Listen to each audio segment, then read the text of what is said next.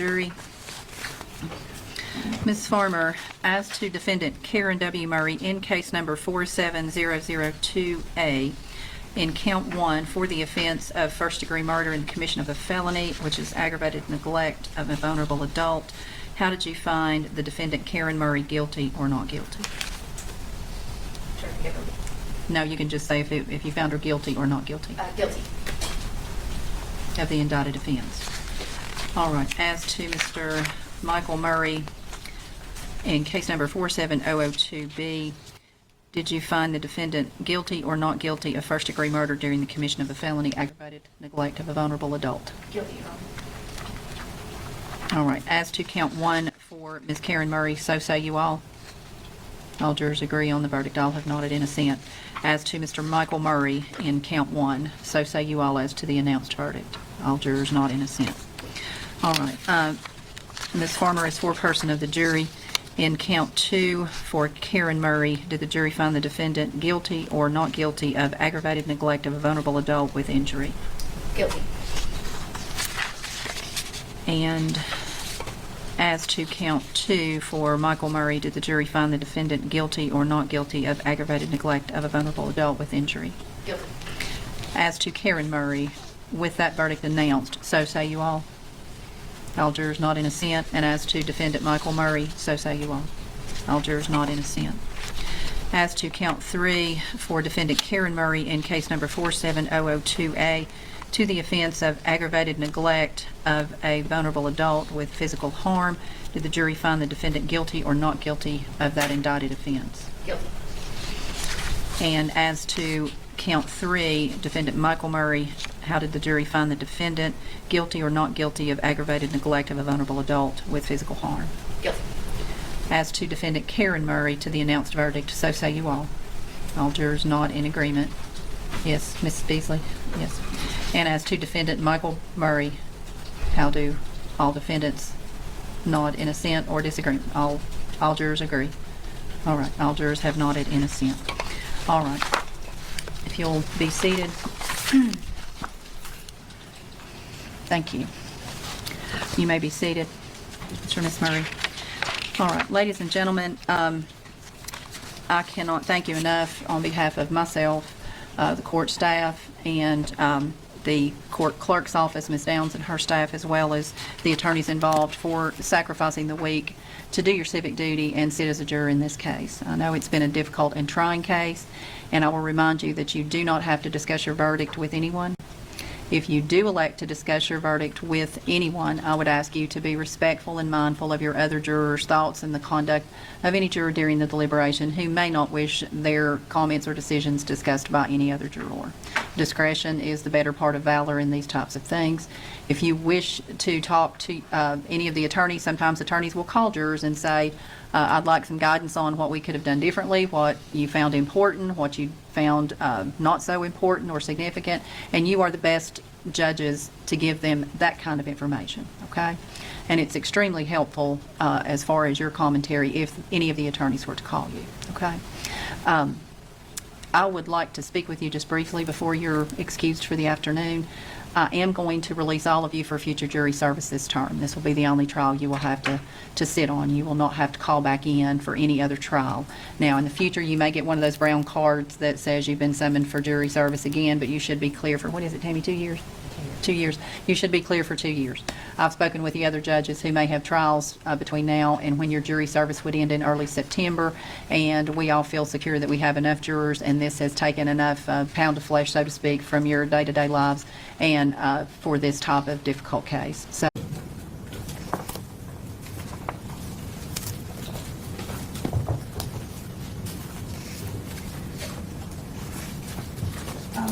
With regards, the state's limited to count 2. I provided judgments with the court. Count 3 merging with count 2 for those purposes, so I'm only going to address count 2. The state feels that enhancement factor number 5, the defendant treated or allowed the victim to be treated with exceptional cruelty during the commission of the offense, would be applicable in this case. The treatment of the victim exceeded what was required to establish neglect or abuse of a vulnerable adult. She was allowed to lay in her feces. The testimony at trial was that it was at various stages, even at the point that it had mold on it. The urine had crystallized. In Michael Murray's statement, he talks about at one point they had decided that they would finally go check on her, that basically they hadn't checked on her in a few days, and so they decided that they would finally go in there and check on her. The state would also note the fact that she was allowed to lay there with the injury that she received without any medical care or treatment. And even one of the EMS workers testified that she had screamed at one point when they were attempting to move her, and that was with the assistance of the fire department helping them to try to keep her as mobile, and one of the EMS workers held the legs stable, and she still cried out in pain when they moved her. There was testimony from the treating physician that at the point where they tried to clean her up when she was at the hospital, that in their efforts to do that, some of her skin came away.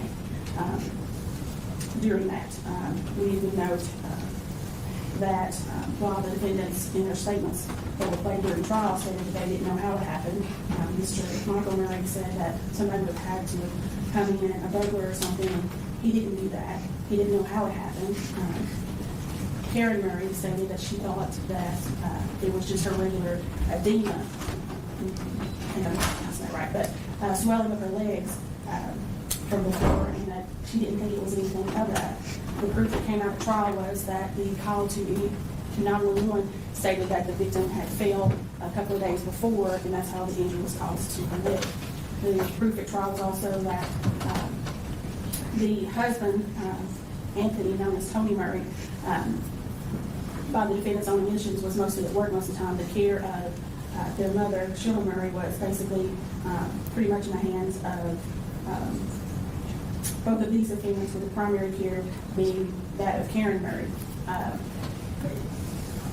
So the state feels that the conditions she was left in exceeded what was required to establish the elements of the offense. It was particularly cruel. And in fact, Karen Murray stopped medical treatment from coming to Sheila Murray, who was non-communicative at the time.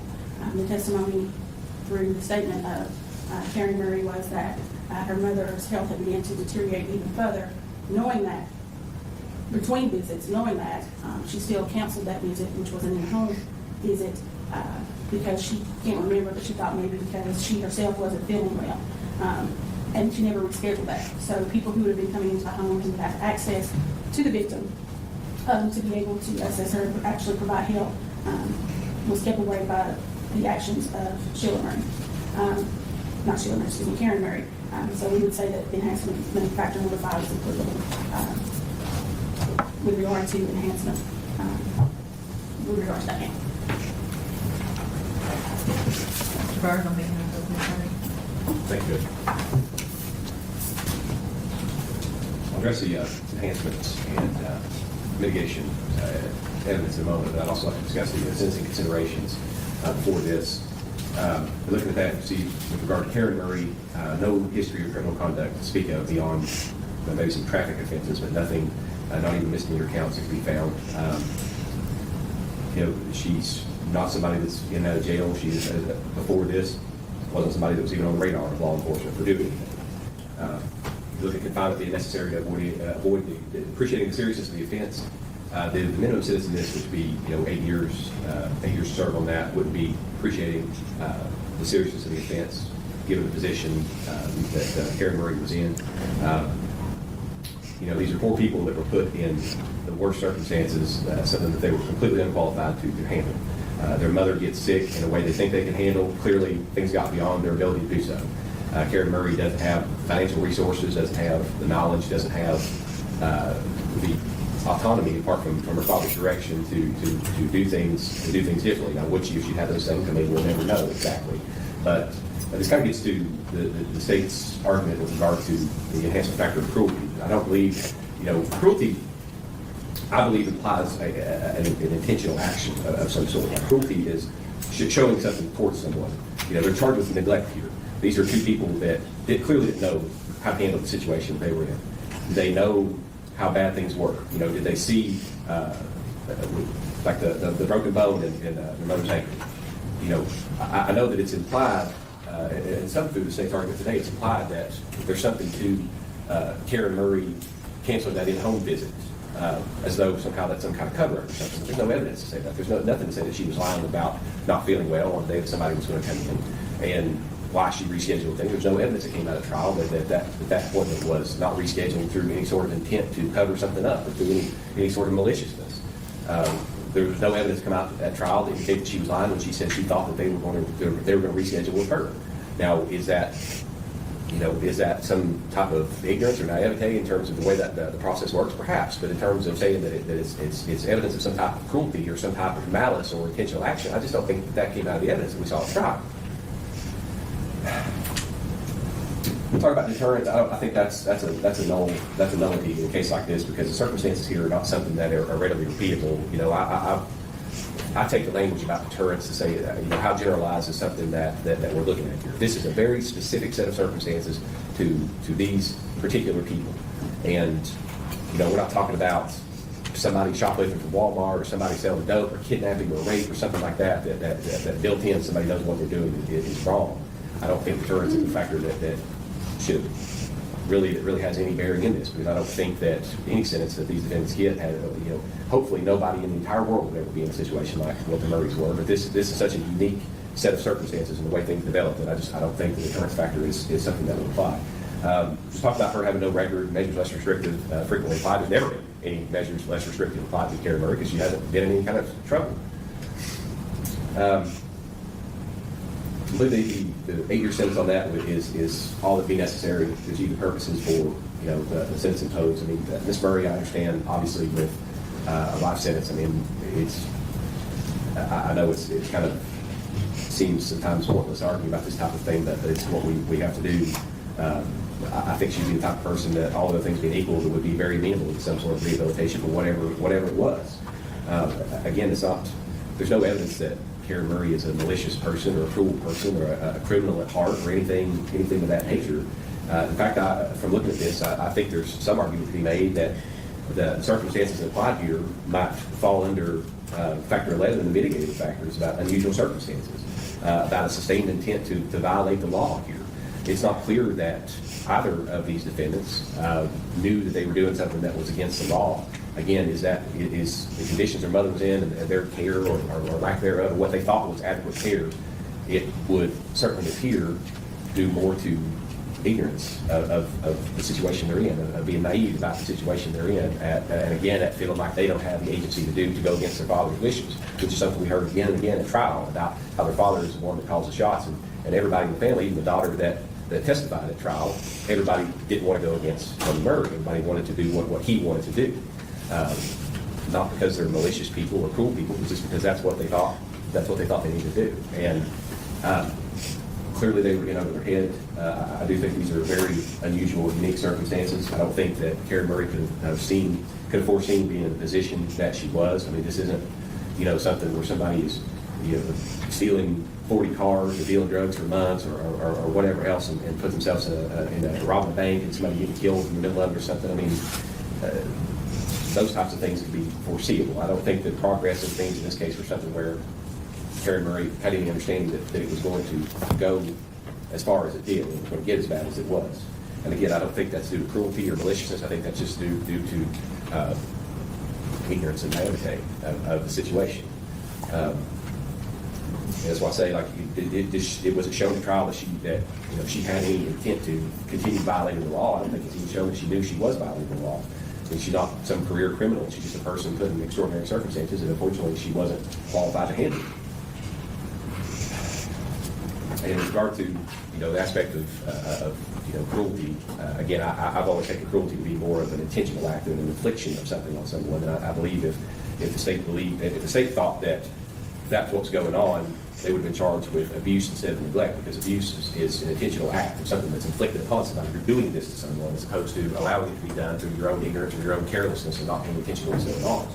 So, I think at worst, the mitigation versus enhancement is a wash. That there really isn't anything that hits it one way or the other tremendously. In looking at that, I think what's justified for this is the minimum sentence in the range of 8 years. I think that would, considering all factors, considering the evidence I heard, I think that would be appropriate. And that's what I would ask the court to impose as long as the sentence is the minimum in the range. Thank you. Thank you. Mr. Donaldson, on behalf of Mr. Murray. Yes.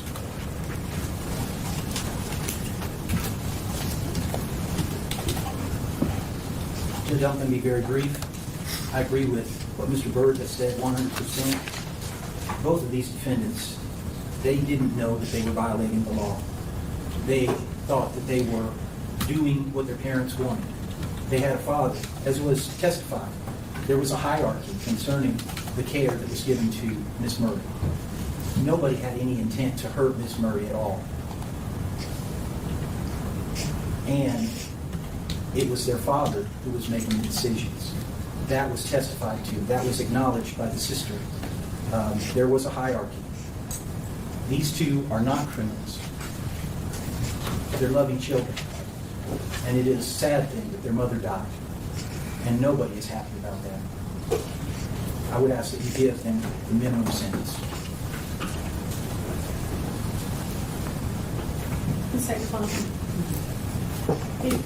Throughout the trial, there was this notation that somehow because people are poor, they don't know how to take care of family members. I think that does a disservice to people that somehow because they're poor, they can't take care of people when every day, all across the world, people who are poor and impoverished are taking care of people, know how people should be treated. Also a thing for defense throughout the trial was somehow that they were following what their father asked them to do, that somehow this was all Tony Murray's fault. But what he asked them to do was to take care of their mother while they sat at home and didn't work. Their testimony through their own statements indicated that they took turns leaving when they wanted to, that Karen Murray had been had assisted her mother when she needed to have her legs taken care of prior to this. There was testimony from the nurse who came out for the doctor's office that instructions were given, that they were following those instructions. There was testimony from the sister that, well, let me go back to the nurse. There was testimony that in previous occasions when something had happened with Miss Murray, whether she had a bruise or something like that, that Miss Karen Murray spoke up. She mentioned those things. In her own statements, she stated that she knew both her and Michael Murray knew they needed to be careful with their mother's skin. That's why they used a special soap, is because they knew that they had to be careful with her skin. It was sensitive. And to not know that there is an infection, a huge infection, that is rotting through their mother's back, if they are taking care of her and cleaning her like they say they are, there's no way you miss that and don't know that she needs medical attention. By their own testimony, they had phones and stuff. They could access the outside world. They could have called 911. They could have done anything, but they chose not to. The defense says that this is a unique set of circumstances. No, it's not. Every day, people are taking care or failing to take care of relatives. They know the means for which they could have got assistance, but they chose not to do it. And an indicator of their guilty conscience is the fact that they gave the story to law enforcement, but they didn't know how it happened. But yet 911 was called because she had fallen earlier in the week and had injured herself. So if you know you didn't do anything wrong, why change the story and say you don't know how it happened? There was feces in the wound. She was laying in feces. There's nothing in the record that says that they weren't taking care of themselves, wasn't cleaning up after themselves. So they knew that they weren't taking care of her. In the words of Karen Murray, they had their own lives to live. That's true. But if they didn't want to take care of her mother, you don't leave her laying in her feces, knowing that she doesn't have the ability to get out of bed by herself, she can't move by herself, she doesn't have the present ability to contact anybody for herself. And as I stated in the closing arguments, yes, there is something wrong with the fact that you know someone's health is deteriorating, and you know that if you know that you can't take care of them, you cancel an appointment. You don't really remember why you canceled it, but you think it was because you were sick. You can't recall exactly whether they told you they were going to call you back or not. But as she continued to deteriorate, they did nothing. Nothing. And so there needs to be a deterrent. Because there are the fact that a lot of people can't afford to put people in the hospital or do stuff. But in this case, there were provisions for her to go to the hospital, but it would have meant that they might take the house they were living in. And the state's position is that was more important to them, to the welfare and the care of their mother. And if the way they treated their mother is the standard by which we determine that they are loving children, then that is an indictment on the United States of America. All right. That addressed sentence within the range. I think everyone agrees that both Mr. and Ms. Murray would be range one. Yes, sir. I would like to hear any argument on factors as to consecutive versus concurrent sentencing. Yeah. And any factors twice for consecutive sentencing. I didn't really see any that applied, Your Honor. So, you don't. All right. I agree with that. All right. Anything else? Thank you. Oh, you're welcome. Thank you. All right. On June 28th, 2024, both Michael A. Murray and Karen W. Murray were convicted of first-degree murder in count one of this indictment as co-defendants. In count two, the jury found them guilty of aggravated neglect by an elder or vulnerable adult.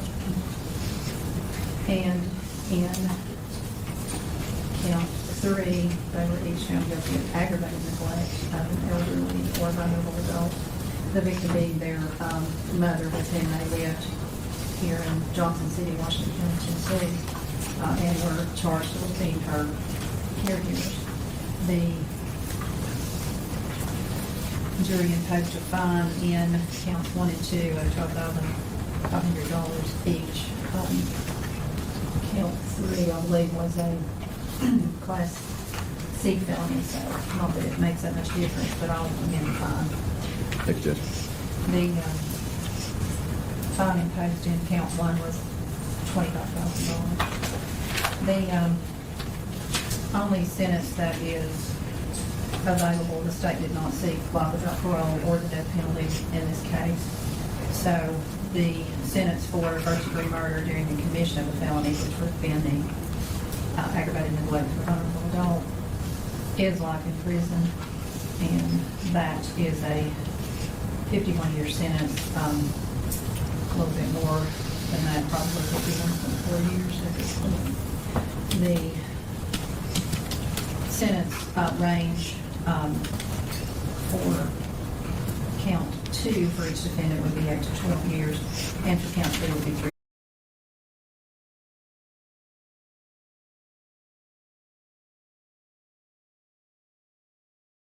years, which there's no dispute that from the state that those counts would merge as the elements are similar. And under 4035-115, the sentencing guidelines on multiple convictions, consecutive versus concurrent sentencing, the state does not argue that consecutive sentencing apply for these particular counts 2 and 3 that would obviously merge. The court therefore will run the sentence to be imposed in counts 2 and 3 concurrent with the life sentence. Both defendants are, based on their dates of birth, are in their late to mid-40s. I think Ms. Murray is about 49 years old. Mr. Murray is about 44, 45 years old. So this is truly absent action on appeal that would bring this case back is a life sentence for these people. And it's an extremely tragic case. The court has reviewed the notes I took during the trial, and I will note that since they had no prior record that was stipulated to, and the only sentence applicable in count 1 would be a life sentence, a sentencing report was not prepared. There was no enhancement in terms of in the range, no prior convictions to review. The court has reviewed the notes that I took during the sentencing hearing, or during the trial, excuse me, and this is an extremely troubling case. And I think the state is correct in terms of The determination was made, albeit by the person that's in the empty chair, Mr. Tony Murray, the husband of the victim, Sheila Murray, and the father of the two defendants. He's getting a lot of the blame, and of course, he passed away after Ms. Murray died and before the parties were indicted. He's not here, so he's getting a lot of the blame for the decision making on this. And I do think it was apparent that the decision was made to keep Sheila Murray at home with private care from the family, as opposed to placing her in either a rehabilitation facility or a nursing home, some type of skilled care, due to the possible ramifications of a lien being placed on the home. The testimony did support that was Mr. Murray's decision, their decision to take her home. However, while he was working, Karen and Michael Murray did take on the responsibility and engage in substantial caretaking activities for their mother. Those caretaking duties began to either be overwhelming, they began to be too much, they imposed too much into their own lives, and that would have been understandable, and at that point a decision had to be made that it was beyond their capacity, beyond their ability. At that point, the decision should have been made to let authorities know she's in bad shape, we can't take care of her, it's beyond our ability. She's going to have to be cared for by a professional medical team, nursing home, a facility that's designed for that type of skilled care. That was not done. And Sheila Murray's condition deteriorated under the care of her son and mother and the father, to the point that when EMS came to find her at the home, she was in such a state that a seasoned, trained emergency room physician was, years after Sheila Murray's treatment and death, moved to sobbing tears when she recalled her injuries and the condition she was running. The pictures are nothing less than horrific of your mother. And there is absolutely no way, it would be physically impossible for anyone who entered even the home, much less the room of Mrs. Murray, to not realize the neglect that she sustained. Her back was basically almost rotted out. The bed sore on her back was so large, it almost encompassed her small frame. Her breast had not been moved from underneath her arm in so long that it had nearly rotted off. Her ankle was broken, and to the extent that the bone was protruding through the side of her foot, and had been in that situation so long that it was necrotic, it was black, it was deteriorated, and had clearly had a lengthy period of neglect for that type of wound. The EMS officers, John Shelton and Joshua Jenkins, said that they had both had hundreds of calls that involved very graphic, sad, neglectful, horrible situations involving children of all ages up to elderly adults. And this was, to quote Mr. Shelton, one of the top 5 worst calls in his career, spanning hundreds of calls. Everyone involved in the treatment of Ms. Murray, who had been in the medical profession not just days or weeks, but years, recalled specifically how graphic, how painful, how difficult it was to see her in the circumstances in which she had been left by her children and her baby. Dr. Lawson, who first cared for her at the medical center, described it as horrific. The conditions didn't occur overnight, and that she had a very clear memory of what Ms. Murray appeared like in the emergency room. She was covered in fecal matter, she smelled of urine. Her room was described as having no same smell by the EMS personnel who transported her from the home to the hospital. And again, these bodily fluids and bodily substances had been there a long time, to the extent that when she was attempted to be cleaned, her skin healed. Again, this did not happen overnight. Dr. Cook, the medical examiner, the forensic pathologist, who described her wounds as, again, not being able to happened in just a very short period of time. So the source could have been prevented, the necrotic tissue could have been treated, her wounds were something that could have been taken care of had she received the appropriate medical care. This is a horrible case for people who should never be in courtroom. They don't have a criminal record. Defense counsel is right. I don't think you're thieves or thugs or probably anyone that would likely hurt someone in the future. However, you let your nose deteriorate to such a condition that it caused her death, and that condition had to result in terrible pain, indescribable suffering, and humiliation of a medieval type that no human should have to endure. Basically, she was nearly thrown in a dungeon and left to rot, and that's exactly what happened. All that had to happen was a phone call be made for somebody to come get her. And rather than do that, she was left in that dungeon, in that cell, and the only crime she committed was having 2 children that didn't care enough about her to take care of her and prevent her. And she was not an elderly lady.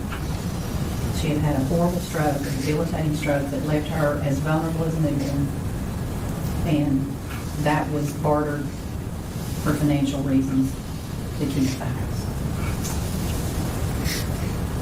It's unforgivable, and it can't be fixed. You may not be horrible people, but the way you treated your mother was horrible.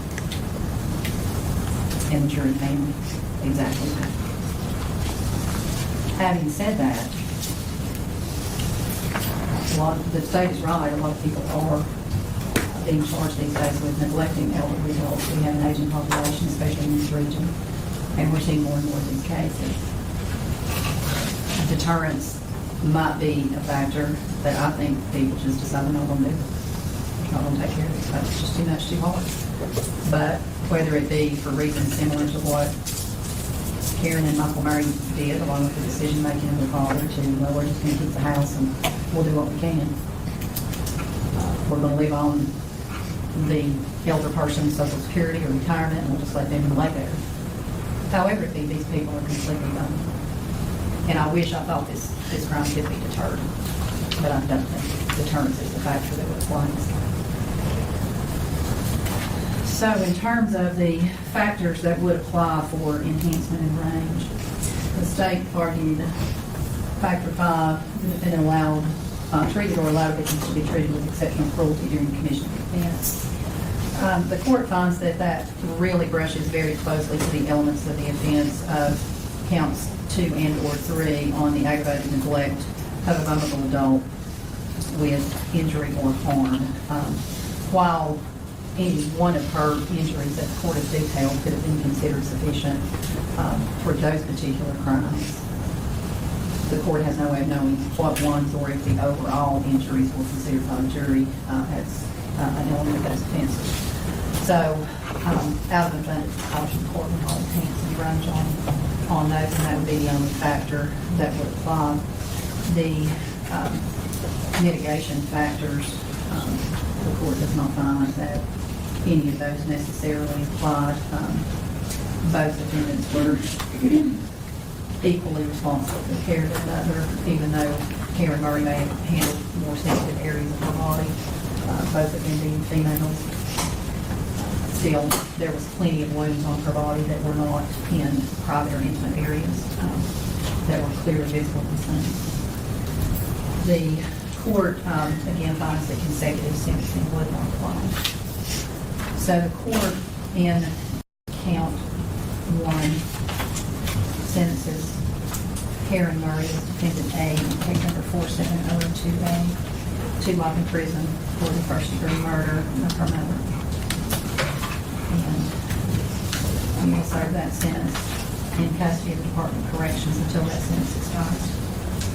In count 2, the court will impose the sentence of 8 years concurrent with the life sentence. And in count 3 years, which will merge with count 2. The court. I'm sorry, with regard to the fines, I believe we thought the jury had set a fine, so. It's on the judgment form. It's on the verdict form. It was, but we didn't have the verdict form because there was a question about whether they had to set a fine, and we thought they hadn't, and the defense agreed to waive that, but then we actually got the judgment forms that it actually had Okay, a, yeah, I do recall that. That's fine, it's not gonna make any difference, in terms of, collecting that type of fine. They'll earn a very small per hour wage with the state for any work that might be performed in a penitentiary setting, so the court will not impose a fine. The jury on the verdict form did include a fine, but I think when they announced their verdict, they did say they did so. The costs are taxed to each defendant. And case number 47002B, as to Mr. Michael Murray, the court does impose a life sentence based on the verdict of finding the jury. That's the only possible sentence. In count 2, Mr. Murray sentenced to an 8-year term concurrent with the life sentence. And in count 3, which will merge with count 2, a 3-year sentence is imposed. Extremely tragic case. Ms. Sheila Murray should have been cared for in a setting with medical professionals, and Mr. and Ms. Murray should be living their lives. As Karen Murray said, they have their own lives to live. Regrettably, both of you will be living the rest of your lives absent any action on appeal in the custody of the Department of Corrections. And you are therefore sentenced, each of you, to a life sentence. Anything else? I don't think I'm marked.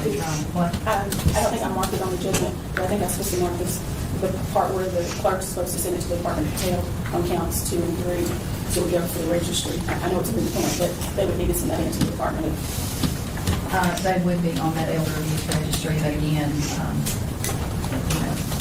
absent this being overturned on appeal, convictions reversed. I want to see that, but I'll note that on the judgment. We do need a motion for the trial, right? With that, I've got a perfunctory motion for new trials to go to file today. Speaking on those, okay. All right. Mr. Byrd, consummately prepared. All right, you have asked for a transcript. Mr. Donaldson, if you'll get me a transcript and file the motion for new trial within 30 days from today on behalf of Mr. Michael Murray. I'll file this with the clerk. And we'll give that to Mr. Shalom. I can't remember who covered this. I did. Yeah. You did? All right. We'll rotate court report. All right. The motion for the trial will go ahead and set. Again, liberal permission to amend the motion for new trial once transcript is received. The motion should be filed not later than November 1st, because November 3rd is a Sunday. And I will order the transcript prepared, and a copy, just a duplicate, can be made for Mr. Donaldson based on Mr. Byrd's request for a transcript. The motion for new trial, again, will be given liberal permission to amend the motion for new trial. How far out would council prefer to go to hear the motion for new trial? We want a status date, maybe in January, to see where we are. I know that on trials, some of which both of you have been involved in, the transcripts are still being prepared. Yeah. So I wouldn't expect this transcript to be ready before the first of the year. We decided in January Yeah. or February. We have a miscellaneous day on January 31st. Is that too close? No, well, my only issue, Judge, I've got a jury trial scheduled in federal court, which should be done by then. It's that week. It starts the 27th, and it's not a factually complicated case. I don't imagine it will go to the 31st. And we can set it for that. If there's a problem, we could reschedule us. I've got February 20th. Can we do February 20th, because just in case Yep. DeAndre Funk goes over, I don't expect it to, but it's set for that and what we can. And assuming that Mr. and Ms. Murray will be transported to a state prison between now and then, I will order them not to be transported since that's the status date. Again, I would expect that the transcripts will take at least the end of the year, if not more. And Ms. Sherlock, who does most of the typing, our court reporter, she's had surgery, so she may need a little bit more behind than we normally expect. She had a rough go of it there for a minute. So we'll set February 20 for status, and unless council requests, I will not have the Department of Corrections transport either Ms. Murray or Ms. Murray for that status day. On February 20, we'll select a motion for new trial based upon whether you have already received the transcript and had an opportunity to review it in its entirety and prepare an amended motion for new trial. Is that agreeable with the staff? Yes, sir. I'll do it with the staff. Anything else to take up as consent? I didn't want to say, Your Honor. Move consent, thank you. Do y'all gotten back to Rule 12 information? Ms. Shane, she need to.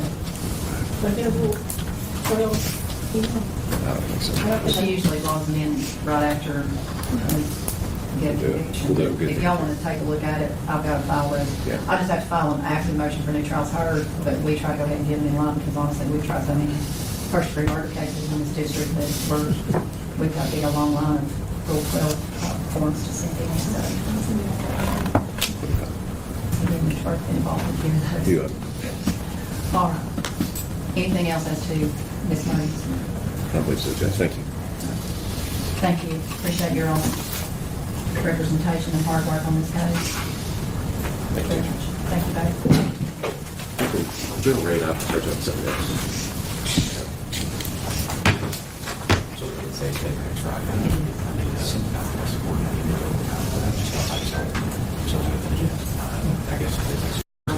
Who got that? He said he's already got his motion for new trial.